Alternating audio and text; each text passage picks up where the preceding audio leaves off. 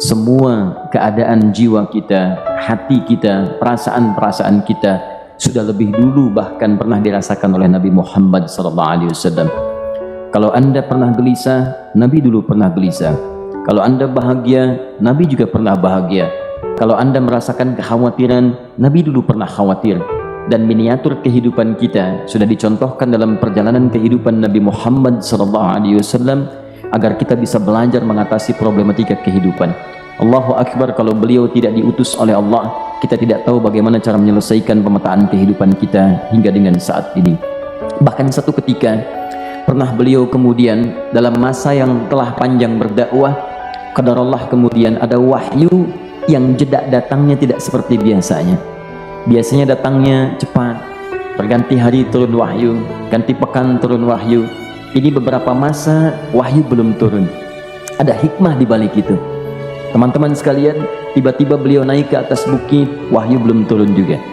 Pulang ke rumah, belum turun juga. Sampai keadaan itu terlihat oleh kalangan kafir Quraisy dan mereka berkata, lihatlah Muhammad sudah gila, dituduh gila. Jadi kalau Anda cuma dituduh dengan hal-hal yang ringan, dituduh soleh, kan? Dituduh kemudian orang yang berubah, dituduh semakin beriman dan sebagainya, barangkali itu lebih baik. Nabi dituduh gila, Anda bayangkan.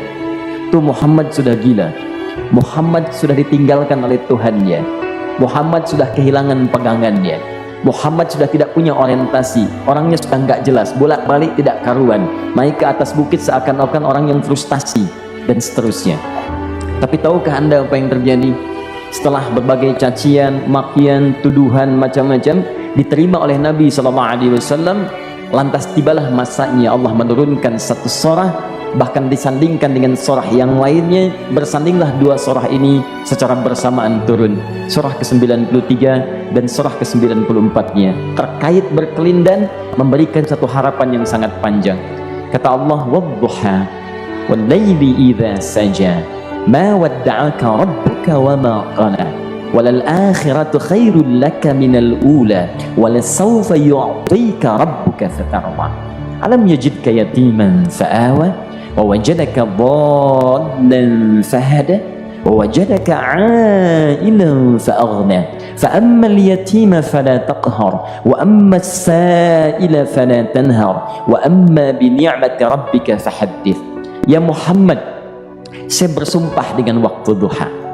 Kalau dalam bahasa tafsir yang luasnya, saya bersumpah Muhammad demi segala kenikmatan yang pernah engkau rasakan dalam hidupmu, seperti engkau merasakan cahaya duha itu. Engkau pernah senang, saya bersumpah dengan kesenanganmu. Engkau pernah tenang, saya bersumpah dengan ketenanganmu. Engkau pernah nyaman, saya bersumpah dengan kenyamanan yang pernah engkau rasakan. Wal laili idza saja, dan aku pun bersumpah demi gelapnya malam. Maka kalau kita ilustrasikan dalam suasana tadi Muhammad, saya bersumpah engkau pernah hidup nyaman ataupun engkau mengalami masalah yang sangat pekat dalam kehidupan. Engkau alami sesuatu yang dahsyat sampai engkau bingung, bimbang, pekat, mereka menuduhmu dengan macam-macam. Ma wadda'aka rabbuka wa ma qala. Saya pastikan kepadamu, dalam keadaan nyamanmu seperti dulu ataupun engkau bimbang seperti sekarang, Tuhanmu tidak akan pernah meninggalkanmu ataupun menuduhmu gila. Orang-orang yang dekat dengan Allah Subhanahu wa ta'ala, maka Allah akan menjaganya baik dalam keadaan yang tenang dan nyaman ataupun dalam kesulitan yang luar biasa.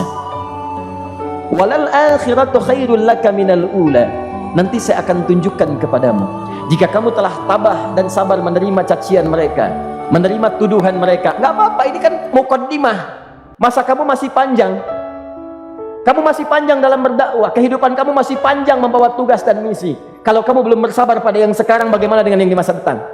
Tapi saya pastikan kepadamu, jangankan yang seperti ini, masalah pekat yang paling hebat pun kamu akan hadapi, yang membuat kamu sedemikian sulit lebih daripada ini, yakinkan pada jiwamu, aku tidak akan pernah meninggalkanmu. Ini prinsip dalam kehidupan kita. Jika Anda menggantungkan hidup kepada Allah, Anda bersandar dengan baik kepada Allah, maka ayat ini akan mengatakan, teman-teman sekalian, Allah tidak akan pernah meninggalkan Anda dalam setiap kehidupan Anda.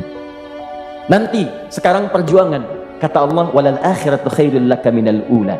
Nanti saat kamu tiba di akhirat, saya akan tunjukkan kepadamu ada yang lebih hebat yang tidak pernah engkau rasakan sebelumnya saat di bumi. Tidak akan ada lagi kesulitan yang kamu hadapi, tidak akan ada lagi cacian yang kamu kemudian hadapi, tidak ada lagi kemudian tuduhan yang kemudian kamu rasakan. aku akan berikan apapun yang kamu inginkan sampai kamu puas. Wala sawfa yu'tika rabbuka fatarda. Nanti kamu pengen apapun, aku berikan. Kalau saufa masih ada jeda, ya. Kalau bahasanya wa yu'tika mungkin seketika. Tapi ketika mengatakan saufa, artinya bukan saat ini Muhammad. Sekarang pun aku berikan, tapi nanti yang di akhirat aku berikan sampai kamu merasa puas. Ayo minta apa saja. Hadir, hadir, hadir, hadir. Tapi yang paling indah, kalau kamu tidak percaya, alam yajidka yatiman fa'awa. Cobalah ingat, kalau sekarang sedang susah, coba ingat dulu.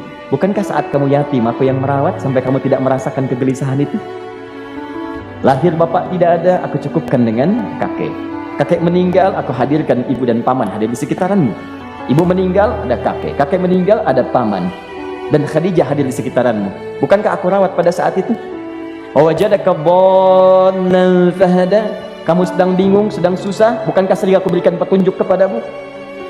Wajadaka ailan fa'aghna.